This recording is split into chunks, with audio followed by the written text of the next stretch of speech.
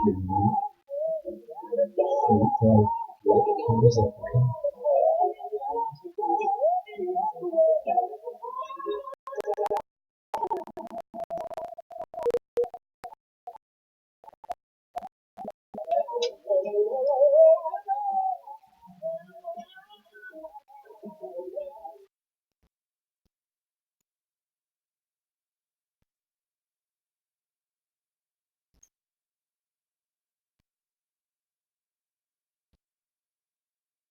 Good morning, everyone. This is Betsy Wiersma. And I'm Susan Prue. And we're here at Boost Power Radio as you plug in for some uplifting ideas from super cool men and women to support you in your world sister style.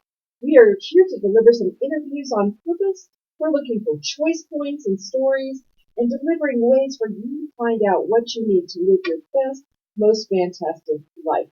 Today, that stinking Rhonda is out on vacation, fly fishing, some excuse, I don't know, with her husband, go figure, celebrating many, many years of happy marriage. So we wish you fun and love, Rhonda. I'm sure you're listening. We miss you, but we are so lucky to have a special guest. You might notice she has been a guest on the show, the amazing, the wonderful Susan Prue.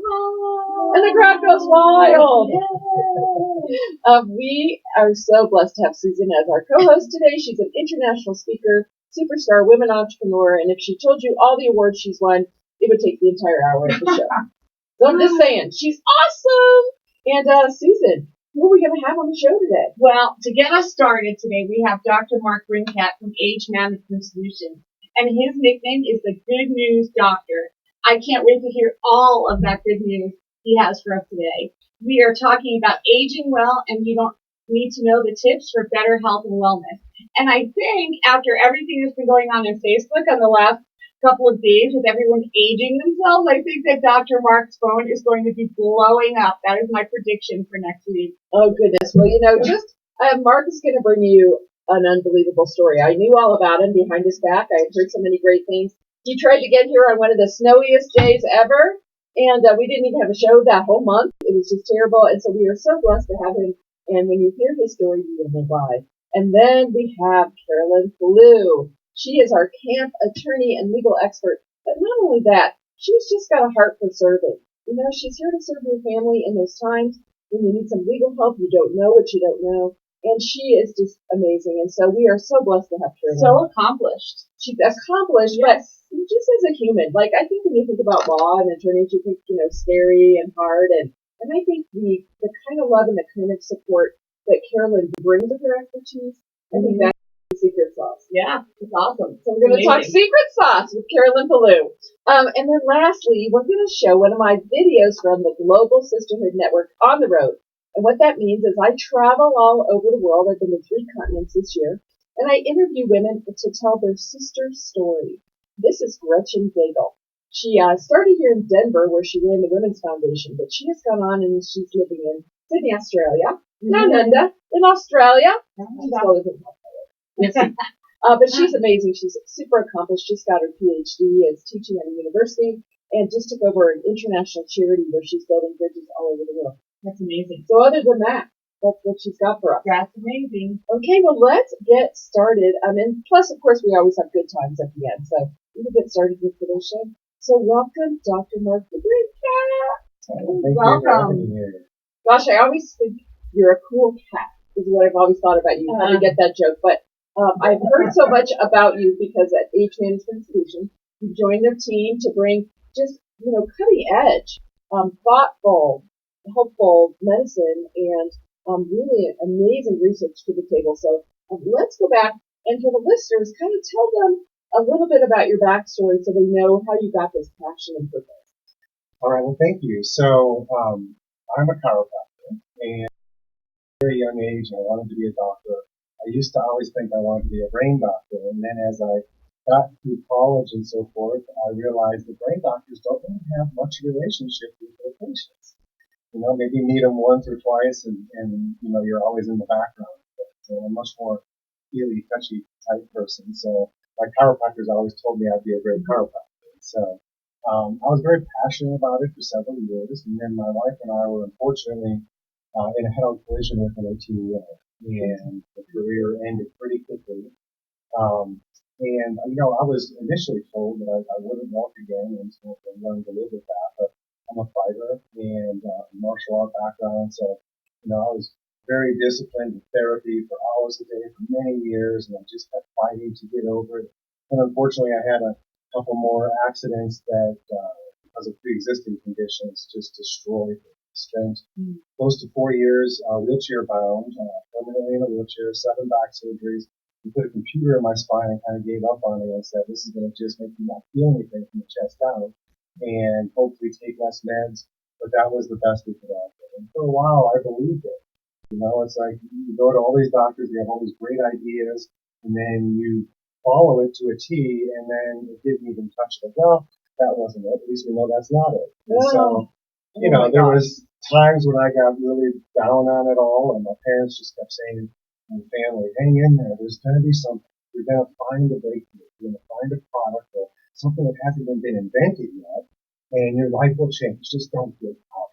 And so I spent a lot of years not giving up, and falling down 6 times and getting upset. That was a good motto that I used to live by. I'm so lucky, Mark, that you did that, because on the other side is such goodness. So about 5 years ago, I had a major breakthrough doing neurofeedback and started to get my legs back, my abilities back. And about 3.5 years ago, after 2 or 3 breakthroughs in that year, I'm fully recovered. And so, against all odds, I was able to move my family out here to Colorado and make up for lost time with my kids, because they grew up being in a wheelchair and didn't get to enjoy all the fun stuff that I grew up doing. And so now we've got to relive it all, and it's been amazing. Can I ask, what exactly is neurofeedback? I've heard of biofeedback. I think all of us have heard those terms. What exactly is that? So biofeedback is any input we give the body that causes a physiological change in the body. Okay? Neurofeedback is any input we give the body that causes a physiological change in the brain. Right. Okay, so it's just the difference between brain and body. Now, the brain is the part, those are the cells you were born with and the same cells you die with. These don't have a turnover rate. And so until 10 years ago, we didn't even know you ever grew new ones. We thought if you had brain damage or a spinal injury, sorry about your luck, this is permanent. Well, now we realize that you can be put into a state where you're one step beyond what you're capable of doing, and only in that special space does it elicit new tissue growth in the central nervous system. And so now with technology, you don't have to activate your hand like learning to play the guitar to get that skill better before it sounds good, and then I can play without thinking about it. You can just target the damaged area and grow tissue there by doing the feedback you're giving the eyes and the ears. And so it's been the most incredible journey to go through it myself, remodel all the tissue in my body and get my body back. And then, things change you over the time and change your purpose in life. And so my purpose kind of shifted into really wanting to help people with brain and spinal traumas and give them their life back. I've gone down that path. I know it's possible. And I bring the good news to them that you don't have to be stuck like this. And I think, joining the team over here at Age Management Solutions has been great, because so many people are becoming more and more concerned about the well-being of their brain. With dementia and Alzheimer's and Parkinson's and MS and all these neurodegenerative diseases happening, it seems to happen real fast once you pass a certain amount of decay. And so when we can identify that and then turn it around and grow tissue in these places, we can literally prevent these horrible, future of unnecessary suffering. So, a question, Mark. You came up with this strategy and you were practicing here in Colorado, but there's people watching all over the world here. How do they tap into this type of cure or this process elsewhere, outside of Colorado? How do you help them remotely? Well, our company also has a mobile system where we actually lease equipment to families in need, where they can do up to 4 hours a day of neurofeedback. Okay. And so they're logging in 60 to 120 hours a month. Typically going to a doctor, they're doing about 20 to 30 minutes twice a week. So it takes about 3 months to get 10 hours in. And that's still significant. The 10-hour mark is a significant point because that's when we can literally track where new tissue has grown and what has come alive.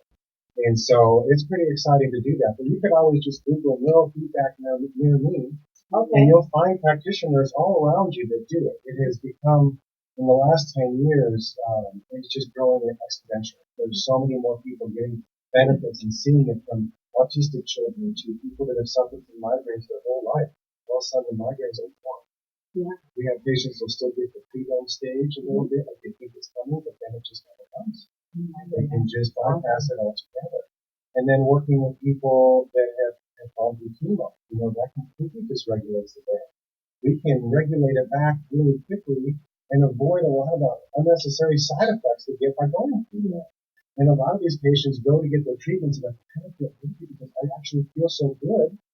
And everybody that I see every week is getting worse and worse every week and losing their hair and just falling apart. And like, am I supposed to be like that? I mean, what's the difference? Okay? Right. And so you experience life through your nervous system. And when something happens to the nervous system that dysregulates it, your experience is not going to be good. And sometimes it's necessary with chemicals to dysregulate it to treat something else, and you got to kind of weigh the risks and benefits of things. But people need to understand that there's a way to get it back.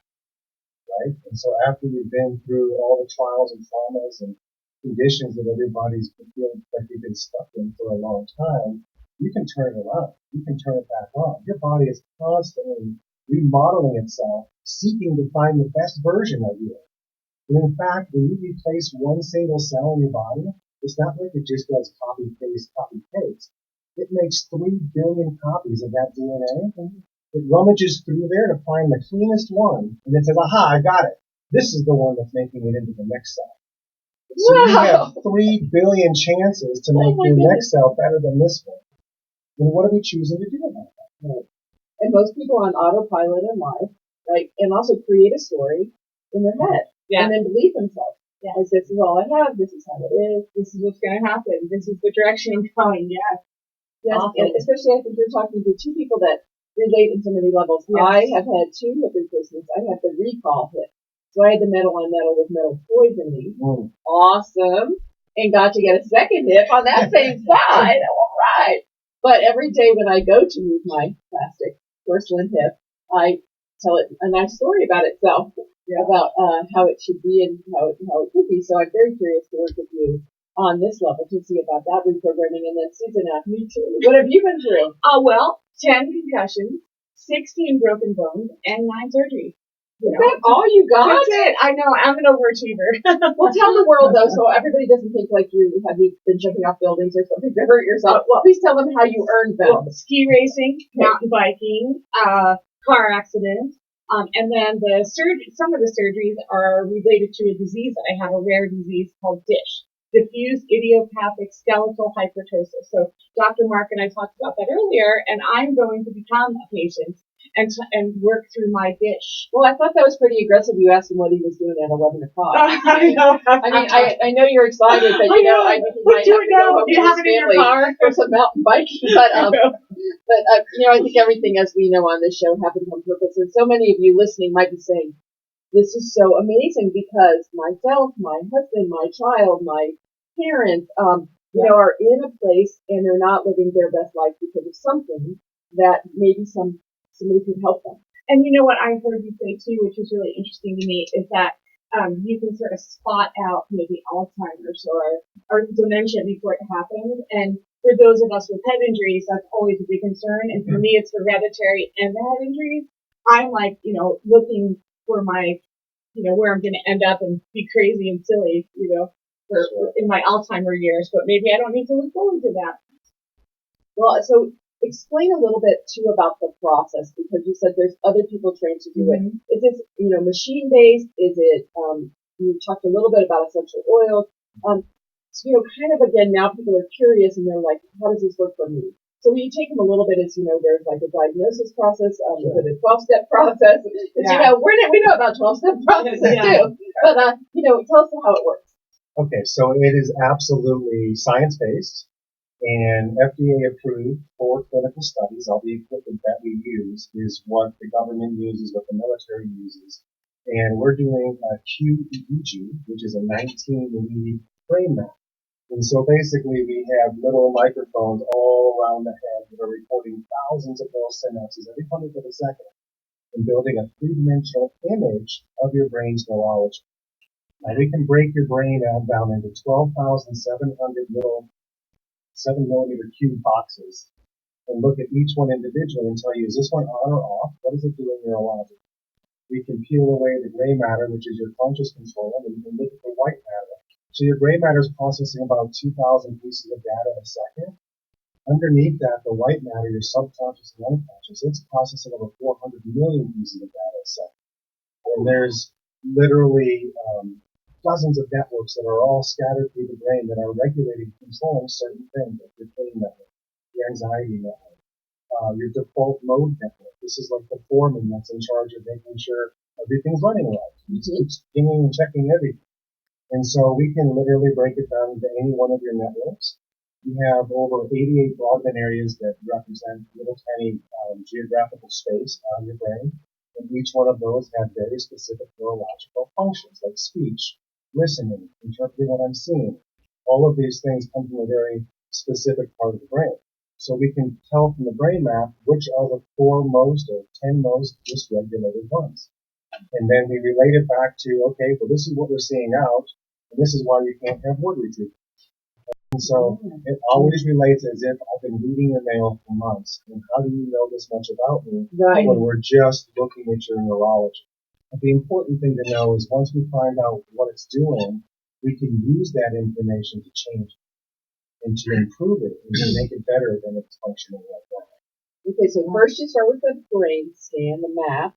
Okay, and then does that take like a long time to come back? Because, you know, I think in this world now, it's like, you know, you went in, you got the blood test. This many days, and this is it that an immediate thing? Is it would depend? It would depend on the clinic. Yeah. We usually have a 2-hour visit with the patient, and it takes us about a half an hour to do the maps. And then they'll wait around for a half hour. We build all the reports, and then we take them through the final thing. Yeah. Okay. Good. Or it would be the next day. Yeah. Or sometimes with our remote patients, we do it remotely. So I get all the data, and then I create the report, make a video map report. And then you get that email. I love what technology is doing. So then you get the map, and then what happens after the map as you start your process? I'm sure it's a process of working toward different. Well, there would be a specific protocol of training that you'd be given that's going to fix the 4 worst parts of your brain. Mm-hmm. But then we can also see a lot of things about the way your body's detoxing the nutrients. You can see if there's emotional stress, torquing, not letting spinal fluid go into certain areas. We can see if there's infections in the brain. So we do the biofeedback brain scan on top of the neurofeedback because that gives us blood flow, drainage, venous drainage, infections, toxins, heavy metals, you know, things that would prevent the brain from stabilizing. Because we might be able to fix it all, but if you have an infection in there, it's going to dysregulate it. So we really like to look at the whole you and know what's really going on, and then everybody's going to have a different protocol and different recommendations based on the health that you're on. Right. And those protocols might be essential oils, they could be nutrients and supplements, they could be exercise, breathing, all kinds of things. Sure. Yeah. If you're watching their exposure to EMF, you know some of that stuff. People are exposed to way too much of it, and your cells are being fixed. Well, Mark, I'd like you to study the entire generation of the mom of the teenager. Yeah. I'm horrified by just her posture. Just the results of being on that phone and down is what it's doing to her posture. Yeah. And unfortunately, I'm not sure she cares to hear that from me right now, that we're always saying, like, hey, you know, pull your phone up. But I think when she's 45, I'm going to sit down and have a coffee. Exactly. I'll come back from heaven and drop it in. Be like, oh, no. Well, tell everyone how they get to come and interact with you and interact with Age Management Solutions, because as Susan said, the phone would be ringing off the hook from the people doing the app. I think it's ringing off the hook because of your desire to serve and because of your hard work and how you've been blessed in this lifetime to take terrible trauma and tragedy and turn it into such a blessing. So we're calling you out for your good. And I'm calling first, by the way. Okay, so you can't get in at 11:01 this Saturday because Susan's already there. She's chasing him to his car. I am. But tell everyone how they get a hold of you and how they interact. they can go right to the website and contact the office directly. And they can also check out the goodnewsdoctor.com and get a lot more information about my journey and things that we've done along the way there too. And I believe it's still hmanagementmd.com, right? And they're just changing their name to H Management Solutions, as you can see with people like Dr. Mark coming in bringing such unique and innovative solutions. Are you going to make him do the card? Yes, absolutely. Let's see what you got. So we always make our guests, our victims, pick a miscellaneous card, and it's what would your girlfriend do? And so when we have men on the show, it's always even more fun. Oh my goodness. Given 24 hours all by yourself and money is absolutely no object, what would you do? Oh my goodness. You know, this is going to sound really crazy, but I would like to just be done from a cabin on the top of the mountains here in Colorado. I'm off the grid and there's nobody around. There you go. There. And it's not about the money thing. It's Yeah. about being able to unplug. Yeah. It's hard for people with such a passion and purpose to do that. It's probably the number one complaint I get from my family all the time is I'm serving everybody else and not taking enough time to do that. Yeah. Well, that is a good message for all of us who choose to serve and also all of us who, put everyone else first. I mean, I think we have this conversation in the Camp Experience family so many times. Put your oxygen mask on first. Yes. Because you wake up and you're like, gosh, I'm so spent. It's like, Right. well, the rest of everybody's doing good.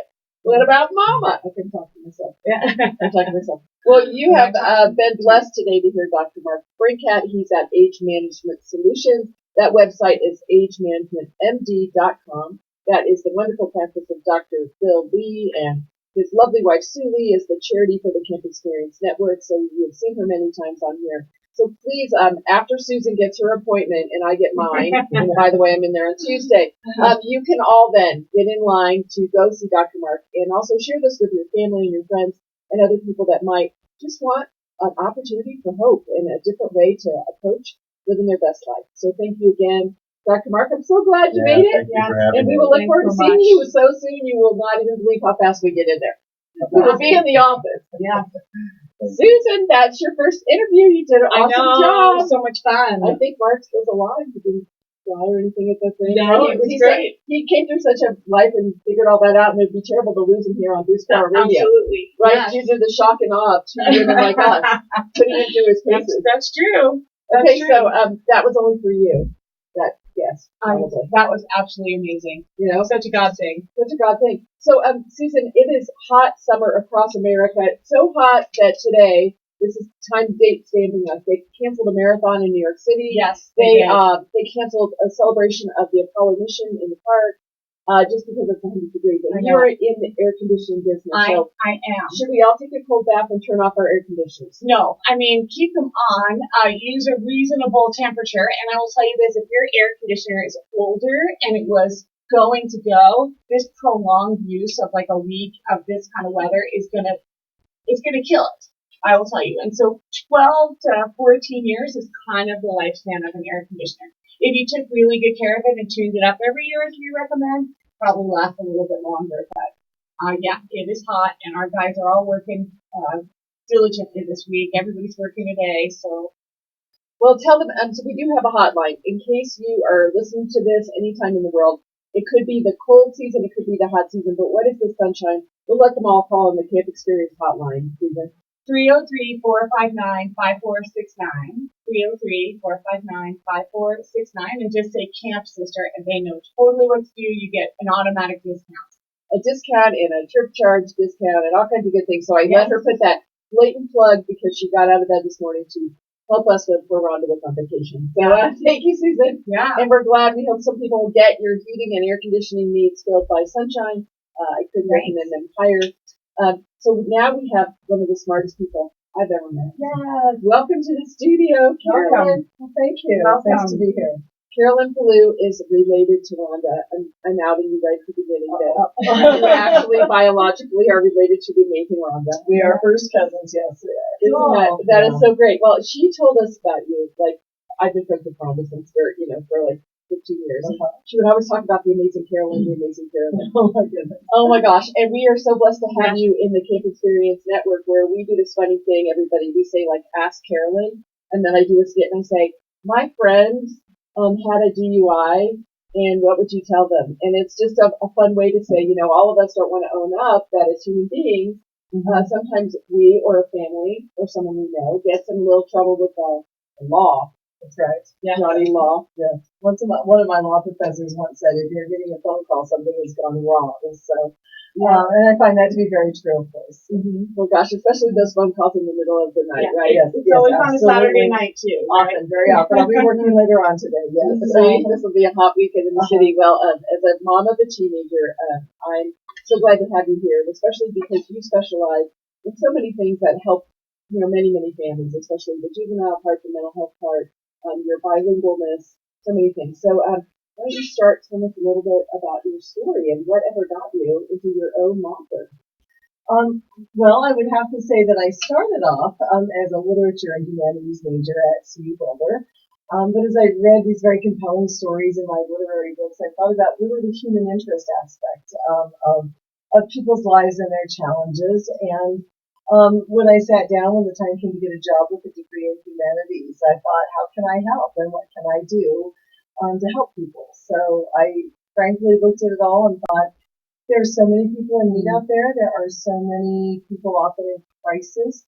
But for the grace of God, there go I. So I think my personality, I am a pretty fierce advocate when I feel that I can make that argument for folks. But also compassion and real understanding, really the ability to unpack what is in a crisis. Why are we here? What has brought this family or this marriage or this person into a circumstance they can't navigate alone? And so I believe firmly that people deserve really zealous advocacy, but also with some real compassion and logic that can walk them through a crisis where sometimes their own logic is no longer present, and we can help them through that path in the most meaningful way and, frankly, cost-effective way that they feel heard, and they feel that whatever the outcome may be, that it was fair and just. So that is my goal. What was really impressive about your bio when I was reading it is not only are you fluent in Spanish, but you took the time to take courses, I imagine, or to study culture that was not your own culture so that you could be a better advocate. And I thought that was brilliant. I don't think many people would be empathetic or compassionate enough to do that. Well, I find that really understanding where people come from helps. You need to understand their experience before you can understand what their goals are in any case, and to relate to them on a one-on-one manner. Yeah. So yes, I've always been interested. I started studying Spanish when I was quite young, and then took a few trips to Mexico and Guatemala, and found those cultures to be very rich and very different. And I also lived in Europe for a few years in Italy and found, again, that culture to be, while similar, very different in nature. And it's important when we're working with family law, being a mother has been taught with best job training.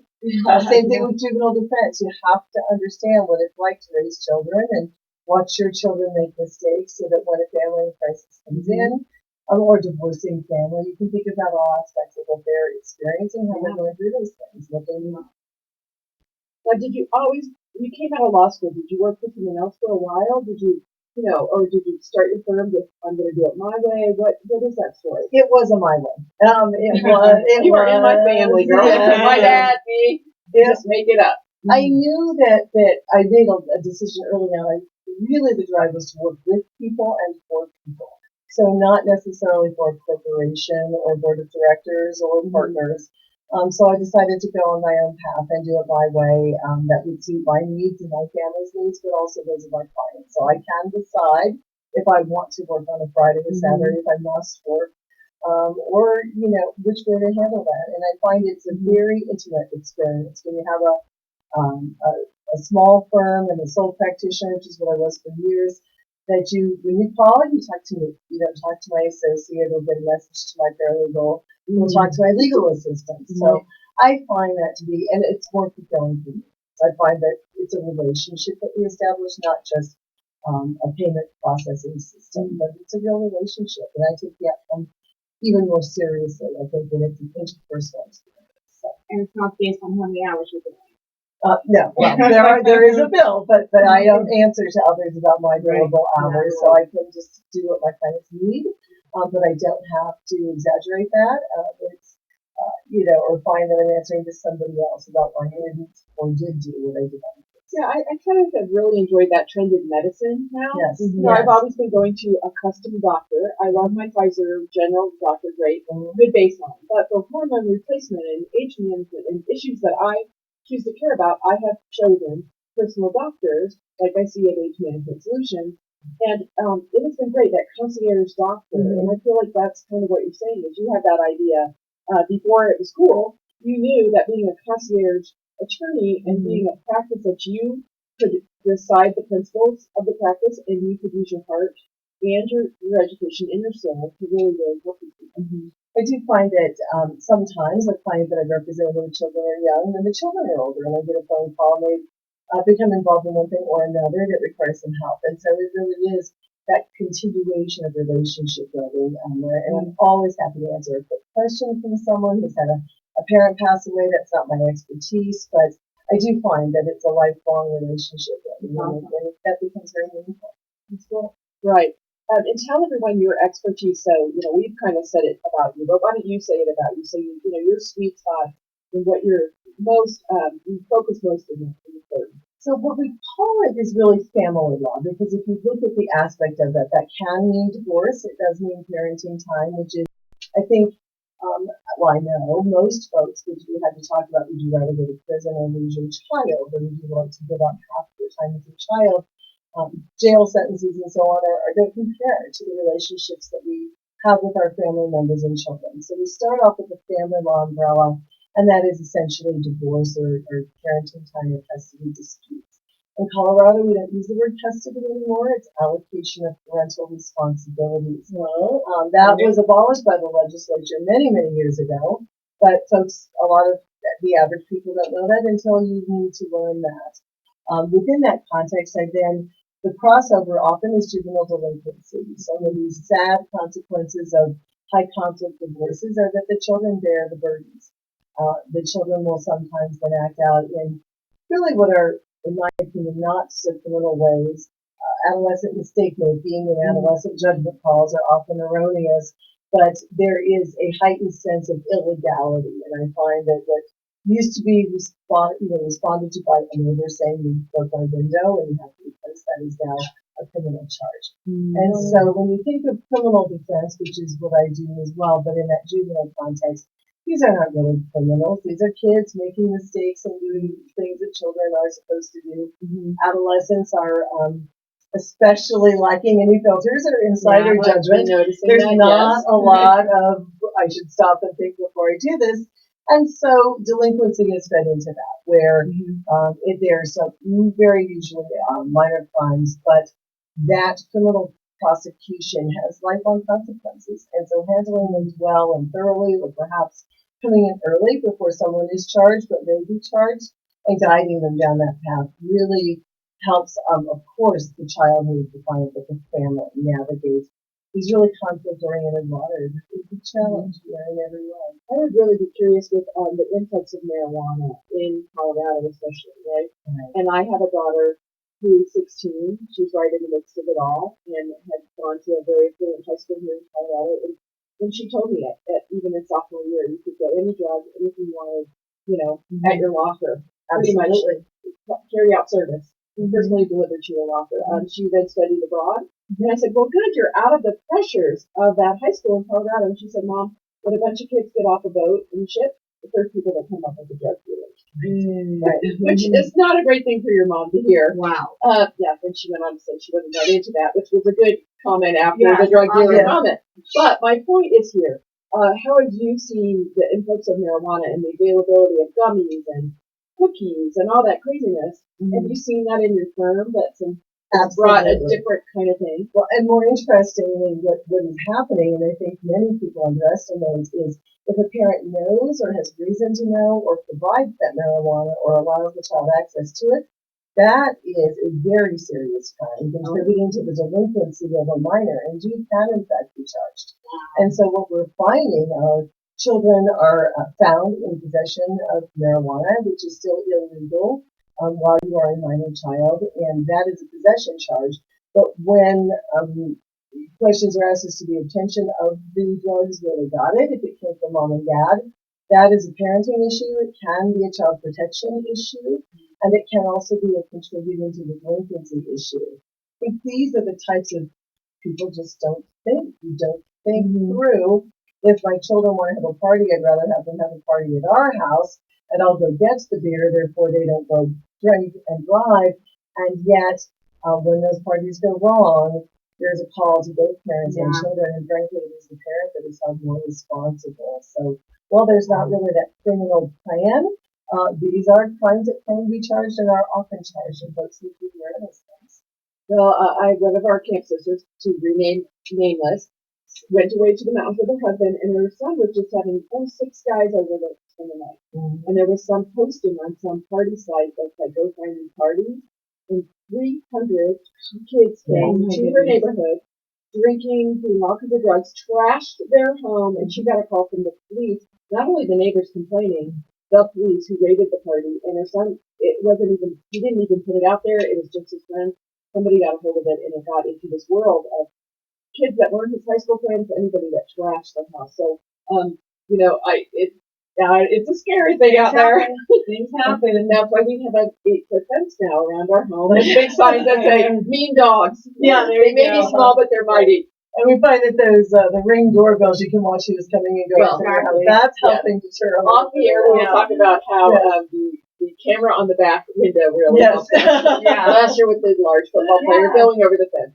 Yes. So, Carolyn, we could talk about everything with you forever. So would you just say out loud how people can get a hold of you? Because I know many people listening are just like, hey, I want to know you before I need to know you. Absolutely. Which is always the best idea. So the website is KUHS.com. We always offer a initial consultation at no charge, which is approximately 30 minutes, although I've been known to exceed that when it's a serious case.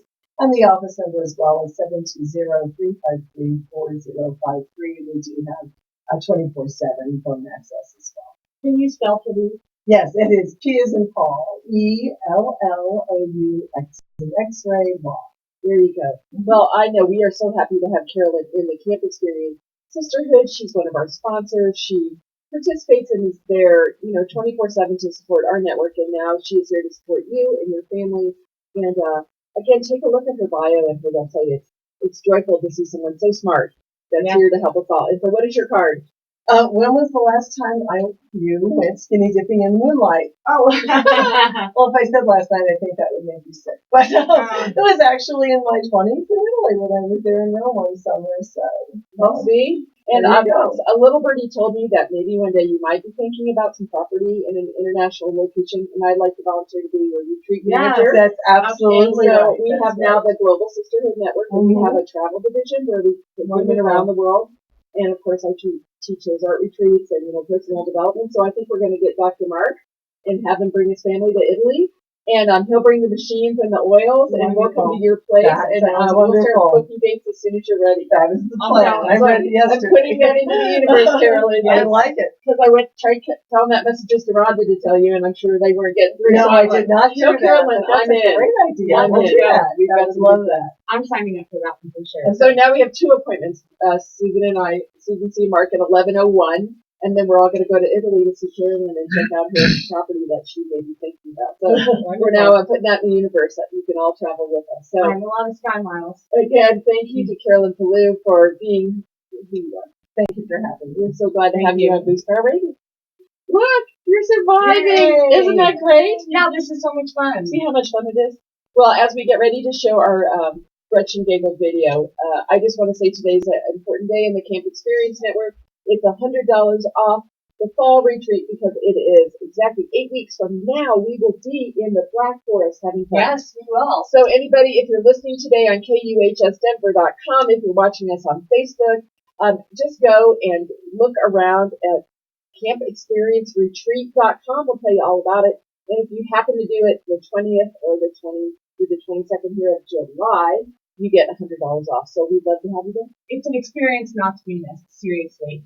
It is a great weekend of connection and education and just spending time with your girlfriends in nature. It's actually fabulous. So I know, we ought to see if Dr. Mark's around since we're going to be close to his house. Maybe he'd just come over for a couple hours and see a few women and That would be fantastic. bring his amazingness, and we'll even let him in to the hormone hall with 130 amazing women and my husband's guys, and we'll let Dr. Mark in. He's already in the club. Yes. We can't wait. So now we're going to show you this video of Gretchen Daigle. This was shot in Sydney, Australia, right after I climbed the Sydney Harbour Bridge. I know. And the crowd goes wild. One of my life adventures, I took my double hip replacement over that Sydney Harbour Bridge, 650 feet above the ocean. And after that, I got to interview the amazing Gretchen Daigle. So enjoy it.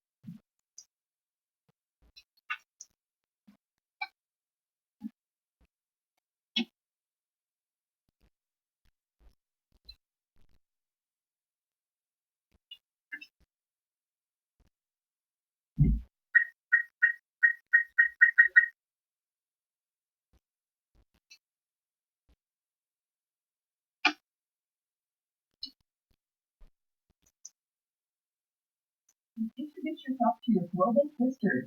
Thank you, Betsy. It's really great to have you over here visiting. I've been here in Australia for 7 months. I am a professor at the Australian National University in Canberra.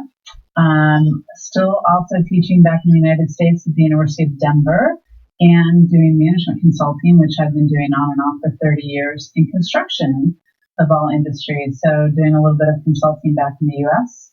and here in Australia. I'm really happy to be here with you. Oh gosh, you say that just like, oh, well, I just happen to be doing this and happen to be doing that. But Gretchen, go back and kind of tell people about your past, because I knew you when you were leading the Women's Foundation. Mm-hmm. I knew you were always in construction. I know you've been a consultant and a podcaster and an author and now a PhD. So tell us a little bit about kind of your choice points. Like, what is driving you to have leadership positions and also be on the cutting edge of thought and thought leadership now in a global way? Yeah, it's really interesting. I tell my kids this all the time, that life is about forks in the road, right? And a lot of those forks, it's right versus right decisions. It's not like there's a right or a wrong decision, but it's so interesting to see the paths that we take, these ziggy-zaggy paths, when I think sometimes when we're young, we think it's going to be a straight path. So I was motivated to go to engineering school. My father told me I couldn't go to engineering school because girls didn't do that. That was in 1981. And I credit him for making me the really strong person that I am today. He was awesome, but he just had a paradigm about what girls could or couldn't do. So out of engineering school, I ran manufacturing plants, decided to settle down in Denver to raise my kids and get married and raise my kids. So did an MBA in finance, and that's when I went into consulting in 1994 in the construction industry. And after 11 years of being on the road every week when my kids were 7 and 8, I decided to take a break from the plane, got a master's in nonprofit, and that's when I became president of the Women's Foundation in Colorado. So that's where my real passion and history with women and women's leadership started. Was there for 5 years, was assistant dean of the business school at the University of Denver. Stepped down from that when my mom was in the last stages of Alzheimer's. I was her baby. I was 12 years after my siblings, and decided to get back into consulting. So that was 2013.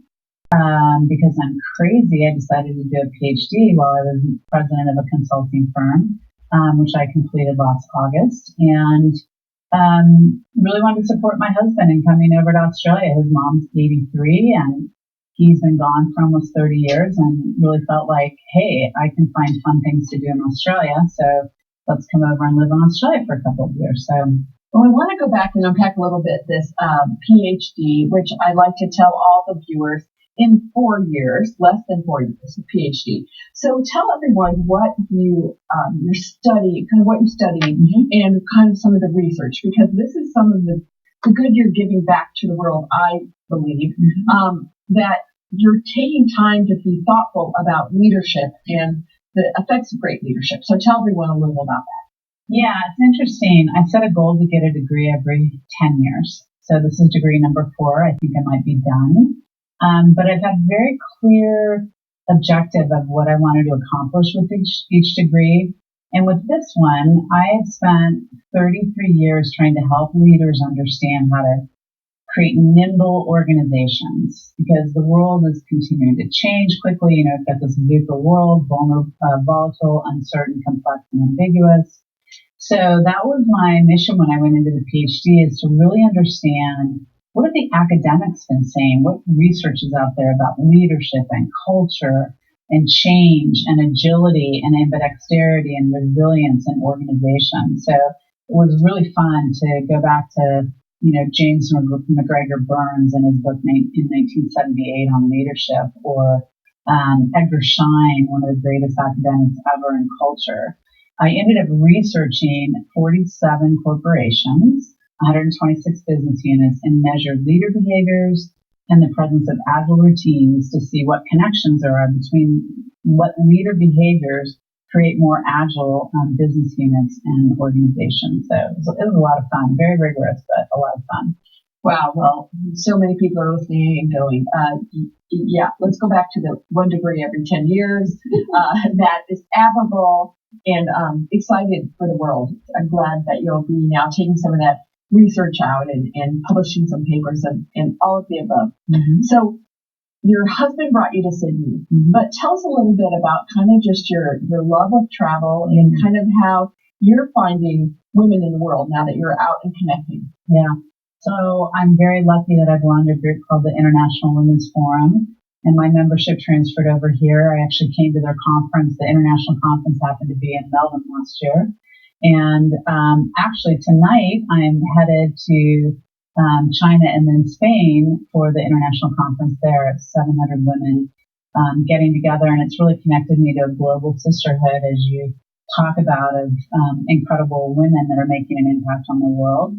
It's interesting because my first trip abroad was Australia when I was 12 years old, and my mom really created that passion around travel. I'm about to become chair of an international NGO that builds footbridges around the world. I'll be in Rwanda with them in July.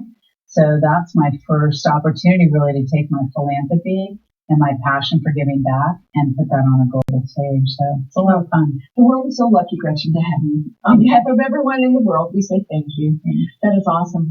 So along this path with being a business leader and an innovator, right, and kind of creating new paths for women, especially in construction, being a podcaster, being an author, all the things that you have done, when was it tough?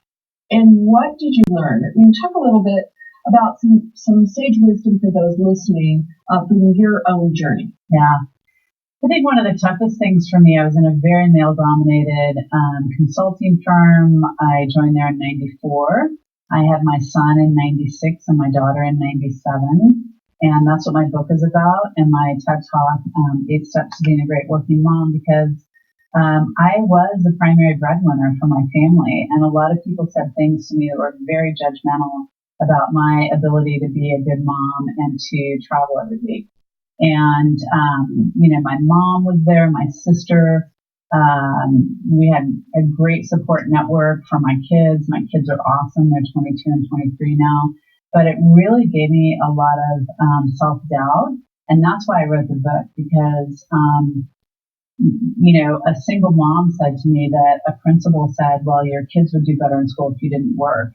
Well, you're a single mom. I mean, what are you supposed to do? And people inflicting their judgments against you. It was very difficult. And I just wanted to help create some support network for women that face those same judgments and feelings of guilt about not being there after school with warm cookies for their kids. And that's not going to dictate how their kids turn out. Right. And we've had you speak at some of my women's conferences about that, and really enjoy that.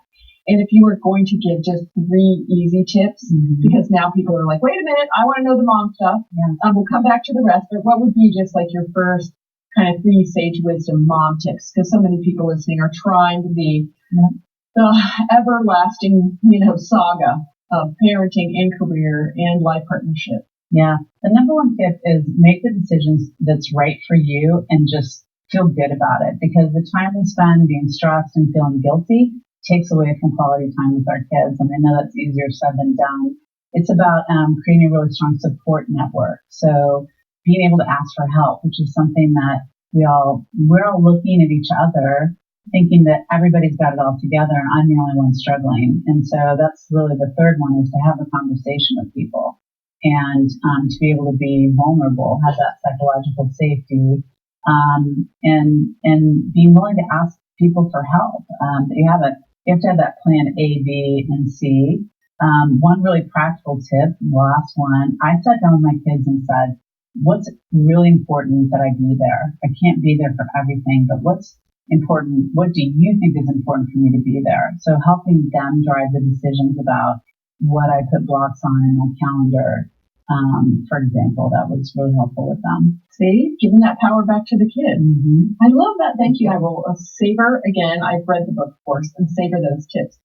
So what are you excited about now? You're here in Sydney, Australia. You're about to jet around the world for a while, but what is it that you're most on fire about right now? Yeah.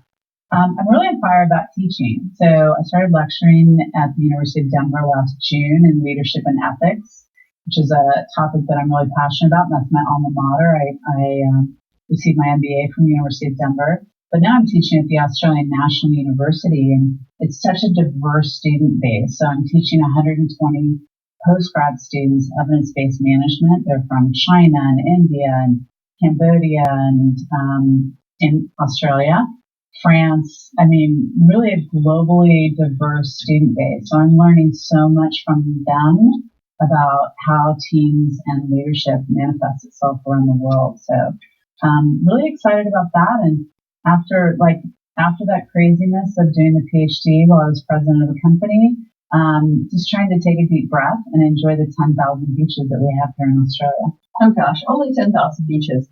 And of course your world travel and golf and your philanthropy and building your bridges and all the things in Brett's amazing world.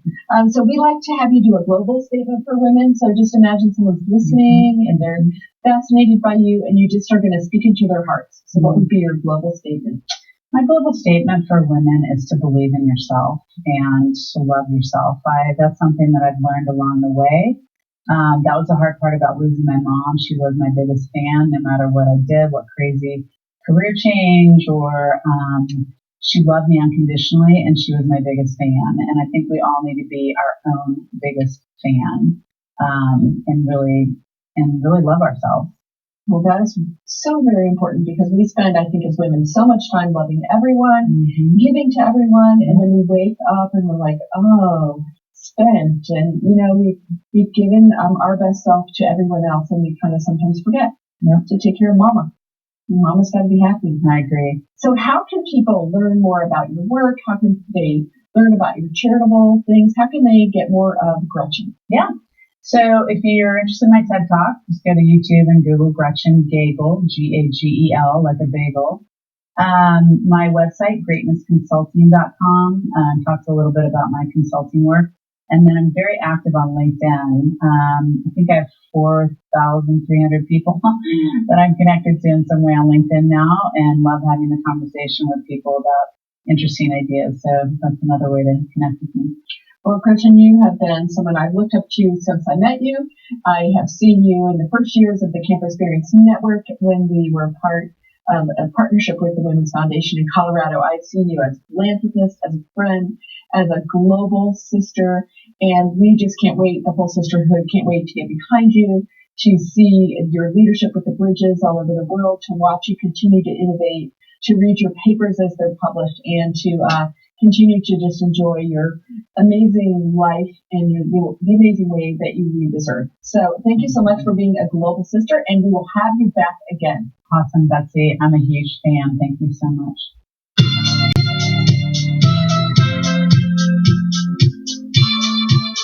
Well, I feel like a real slacker. I break a new bone every 10 years. I know. I was going to say, let's see, what can we bring to the rock? Well, I tell you, that's my, I'm learning how to edit. So, those are some of my first ones. And I just was really happy, like, her name showed up, and it was spelled right. It's the little things that I care about. I think I want my transitions not to be shorter. It's all me. Looking at my own self.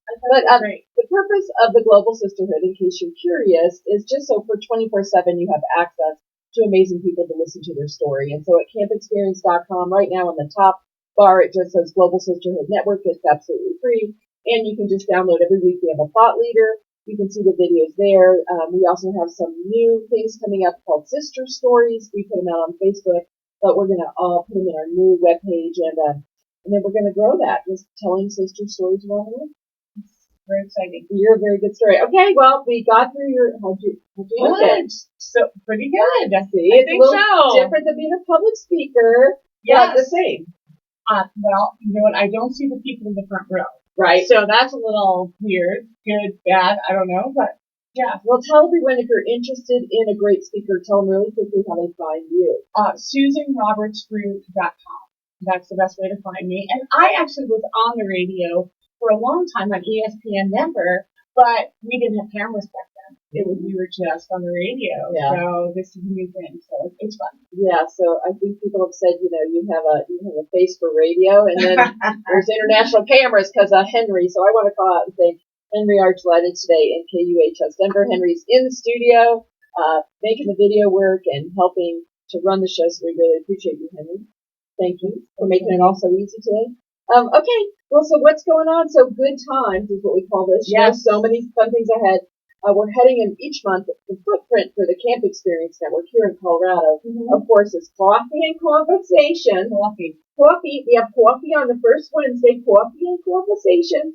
Then we head into something called Camp Connections, which you build your business and yourself. Those are the second Tuesday, the third Thursday, and the fourth Thursday. So we have one coming here at the end of July at St. Anthony North Health Campus. And we're having a dog as our speaker. Oh, wonderful. I'm so excited. I'll be there for that one. Of course, we're having pet therapy. You say dog, I'm there. Yeah, I know. You could bring all your dogs. We'd have a dog free for all. I have a lot of dogs. You are the dog haver, and we were not going to bring my dogs because they are yippy and they would make a ruckus. But it's so great because we have live speakers. So our network has a lot of live in-person things. Also next Thursday, July 25th, if you're listening live, we have free headshots at Mike's Camera in Glendale. It's the Belcaro store. It's the annual Mike's Camera Photo Contest Awards. Yeah. And even if you didn't enter, you're going to see 30 amazing photographers from the Camp Network and Sisters and Friends. And then you're going to have some snacks, some Babylon Store and wine, and some nice giveaways and door prizes. It's a fun night. It's a fun night. And come get a new headshot. You need a new headshot because you got that new hair. I do need one. Yes. I like the one on your Facebook page, but what the heck, get another one. I will. And those fancy lights take like 100 years off. So it's the opposite from the Facebook aging app at Mike's Camera Thursday. It's the anti-aging app called Mike's Camera, shooting your new headshot for free. Yeah. So that's going to be really fun. Then on the next show, we have Rowena, who's coming from Mile High United Way, and they're one of our community partners. Yes, they are. And that'll be a lot of fun. And Rowena is going to tell us all kinds of things that are happening in the Denver, Colorado community, but also ways to plug in, and so everyone can kind of have their philanthropic, footprint, like Gretchen, who has a philanthropic global footprint. We'll just do some good work here in Denver, Colorado. Yeah. And Taverly is finally going to be on the show. She is amazing. You don't want to miss this. Taverly has her own, what's her podcast called? Grit and Grace. And it is super famous. Like, people are picking it up all over the world. This girl is on a rocket to awesomeness. Great. Well, she's a lot of fun, and she's going to be on the show next time, along with Rhonda being back, so that's always good. So that's really fun. So I just really think the message today, what's your insight? My insight is like, what you don't know, you could live your best life. Yes. What did you learn? I learned that everyone here is so accomplished, and they're so creative. Great ideas, just outside the box thinking, and really a lot of resilience and great thinking here. Well, and I think that Dr. Mark